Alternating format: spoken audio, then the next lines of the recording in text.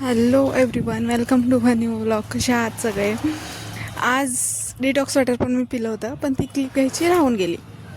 त्यानंतर मग मी आज पोहे बनवले. ते बाकी काही स्वयंपाकातलं मला येत असेल किंवा नसेल, बऱ्यापैकी येतं, पण पोहे मला एक नंबर जमतात. मग पोहे वगैरे बनवले आणि पोहेचं आणि चहाचं कॉम्बिनेशन काय लागतं, एकच नंबर, विचारायलाच नको काय.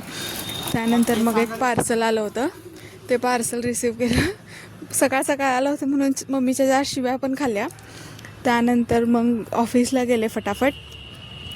सगळं काम होतं आज, जरा माझं काम लवकरच झालं होतं, त्यामुळे मग सगळं काम पटपट केलं आणि आवरलं सगळं आणि निघाले घरी यायला.